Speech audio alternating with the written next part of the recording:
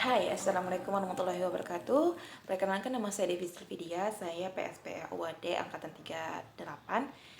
Dan untuk memenuhi tugas PKPA Apotik, saya ingin menjawab beberapa pertanyaan yang telah diberikan kepada saya. Nah, pertanyaan pertama adalah bagaimana cara memperoleh SKA, STRA, dan SIPA. Nah, sebelumnya untuk SKA sendiri atau kepanjangannya sertifikasi kompetensi apoteker akan kita peroleh nanti dari PDIAI yang sudah bekerja sama dengan kampus, di mana surat ini adalah surat yang diberikan kepada apoteker baru atau apoteker lama yang menandakan bahwa apoteker tersebut berkompeten untuk melaksanakan praktek kefarmasian. Nah, untuk persyaratannya sendiri itu ada beberapa persyaratan yang harus siswa atau peserta itu berikan. Yang pertama adalah mengisi formulir, kemudian juga ada ijazah, identitas diri, pas foto, kemudian ada surat pernyataan bahwa kita sungguh-sungguh benar-benar mengikuti SKA itu, dan yang terakhir adalah membayar iuran. Untuk pembayaran ini itu tergantung dari masing-masing daerah. Jadi setelah kita memberikan persyaratan, ada juga yang harus kita lakukan, yaitu pertama kita melaksanakan PKPA atau praktek lapangan sesuai dengan bidang kita. Kemudian yang kedua itu melakukan ujian kompetensi apoteker Indonesia atau UKAI, di mana UKAI ini terdapat dua metode, yaitu CBT dan OSCE. Nah, untuk tahun ini, tahun 2020, OSCE sendiri itu masih formatif, dan kalau CBT itu sudah sumatif, jadi diwajibkan lulus dengan standar nilai yang telah ditetapkan. Selanjutnya itu adalah STRA. Untuk STRA adalah surat tanda registrasi apoteker, di mana ini akan didapatkan setelah kita mendapatkan SKA, kemudian kita mengurus STRA itu. Nah, untuk STRA sendiri itu bisa dilakukan secara online di stra.kemenkes.go.id. Kemudian STRA itu ada beberapa hal yang harus kita ajukan untuk sebagai persyaratan. Yang pertama adalah fotokopi ijazah, kemudian fotokopi sumpah kita juga, terus ketiga itu fotokopi SRA yang sudah dilegalisir semua ini, kemudian ada surat kesehatan fisik, kemudian itu ada surat pernyataan. Jadi bisa diupload secara online seperti itu. Dan tidak lupa juga ada pas foto pastinya. Nah, untuk selanjutnya adalah untuk mendapatkan SIPA atau surat izin praktek apoteker, di mana ini tercantum dalam PMK nomor 889 tahun 2011. Itu tercantum dalam pasal 21, di mana SIPA itu harus melampirkan beberapa permohonan. Salah satunya adalah STRA, kemudian juga ada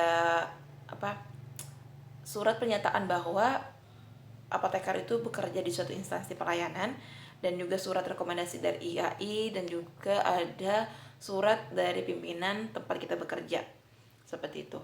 Nah, ini setelah kita lakukan pengumpulan beberapa persyaratan, kemudian kita ajukan ke dinas kesehatan kota atau kabupaten, dan kita bisa tunggu sekitar 20 hari, kemudian nanti kepala dinas akan mengeluarkan SIPA tersebut, seperti itu.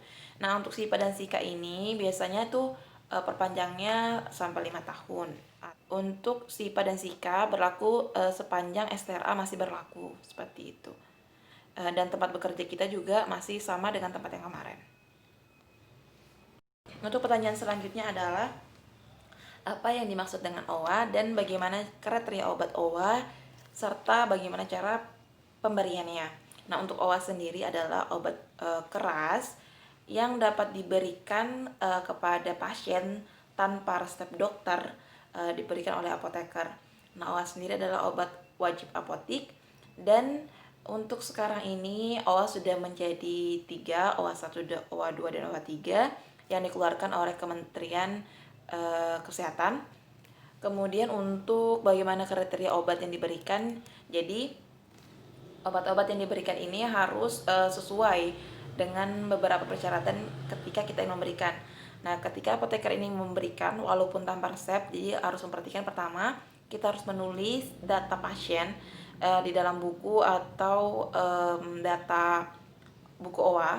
Jadi bisa dituliskan nama, kemudian jumlah obatnya, nama obatnya, alamat pasien juga. Kemudian kita yang kedua harus mengetahui standar atau maksimal jumlah yang harus kita berikan kepada pasien. Terus yang ketiga itu kita harus memberikan informasi sedetail mungkin agar swamedikasi atau pengobatan yang dilakukan oleh pasien ini bisa terlaksana secara tepat, aman dan rasional. Jadi peran apoteker di sini sangat-sangat penting sekali ketika memberikan OA. Oke, pertanyaan selanjutnya adalah bagaimana cara menerapkan meso di apotek. Nah, untuk meso sendiri adalah monitoring efek samping obat, di mana efek samping atau hal yang tidak diinginkan dapat terjadi ketika dosis normal diberikan kepada pasien. Untuk manfaat meso sendiri adalah terciptanya base data untuk efek samping obat dan untuk mendukung pola insidensi efek samping nasional. Untuk pelaksanaannya sendiri dilakukan oleh apoteker, dan adapun persiapan yang harus kita lakukan adalah data efek samping obat di apotek, kemudian referensi-referensi yang bisa kita jadikan acuan, kemudian itu ada resep, dan selanjutnya juga ada obat pasien, kemudian formulir efek samping obat atau yang kita kenal dengan form kuning atau form neranjo seperti itu. Untuk pelaksanaannya sendiri, ini sangat dibutuhkan untuk kerja sama tim dengan tim medis lainnya.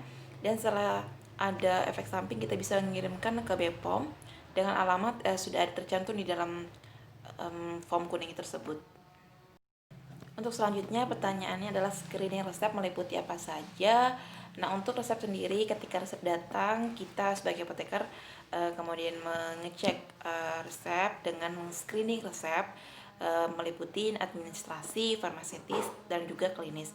Untuk administrasi sendiri, kita bisa mengecek dari data pasien, apakah data pasien nama seperti nama, umur, kemudian juga alamatnya, atau data-data hal atau hal-hal penting yang diperlukan dalam terapi di dalam resep tersebut. Kemudian juga ada data dokter seperti nama dokter, tempat prakteknya, kemudian juga surat izin praktek dokter. Terus ada juga parafnya, apakah memiliki paraf, dan tanggal dari resep tersebut. Kemudian kita bisa mengecek selanjutnya screening farmaseutis sendiri. Untuk screening farmaseutis kita lihat dari sediaannya, kemudian stabilitas dan kompatibilitas obat tersebut, dan penulisan resepnya apakah ada yang membuat kita keliru atau membuat kita bingung, takutnya keliru, jadi sebaiknya langsung ditanyakan kepada dokternya. Kemudian ada screening klinis, ini screening yang terakhir, dimana yang dicek adalah indikasi apakah sudah tepat dengan pasien, kemudian juga adakah interaksi antar obat, antar apa yang digunakan pasien, mungkin pasien minum jamu atau minum obat-obat yang lain. Kemudian juga ada apakah pasien itu polifarmasi atau bagaimana. Jadi segala hal yang menyangkut obat di dalam tubuh pasien itu bagaimana, itu kita bisa screening dari resep dan juga dari pertanyaan ketika kita tanyakan kepada pasien. Dan di sini saya ada contoh obat, teman-teman bisa lihat. Ini contoh, maksud saya ada contoh resep. Nah, ini contoh resepnya. Di sini kita bisa ngecek administrasi, kemudian cek dari farmaseutisnya sendiri, dan juga ada klinisnya. Nah, untuk obat ini itu ada haloperidol 5 mg sebanyak 60 tablet yang diminta. Ini untuk 1 bulan, diminumnya 2 kali sehari, 1 tablet sekali minum. Dan untuk resep selanjutnya itu, resep di bawahnya adalah THP atau trihexyphenidyl, di mana ini dosisnya 2 mg dan diberikan 60 tablet juga, 2 kali sehari 1 tablet. Untuk secara keseluruhan administrasinya ada kurang di parafnya, kita bisa lihat di sini nggak ada paraf dari dokter, tapi untuk farmaseutis itu tidak ada masalah, sudah tercantum jelas, dan juga di Di sini ada klinisnya. Untuk klinis tidak ada masalah juga, tapi harus perlu diperhatikan adalah efek samping dari trihexyphenidyl itu, karena bisa mengakibatkan anticholinergic side effect pada pasien tersebut. Jadi harus tetap dipantau. Nah, untuk perhitungannya, sebenarnya perhitungannya tergantung dari apotek itu sendiri, tapi untuk di Mitra Farma itu dia bisa langsung menghitung dari jumlah tablet yang diminta dikalikan dengan harga yang sudah ditambah dengan PPN, kemudian ditambahkan dengan tulis setelah dan imbalanse. Nah, untuk Haloperidol sendiri di sini kita bisa lihat harganya itu 23.880, tapi dibulatkan sehingga menjadi 23.900, dan untuk trihexyphenidyl itu 58.600. Jadi total dari resep ini untuk 1 bulan adalah 82.500. Sekian. Itu tadi pertanyaan-pertanyaan yang telah diberikan kepada saya. Mohon maaf jika ada salah, dan terima kasih ya atas waktunya.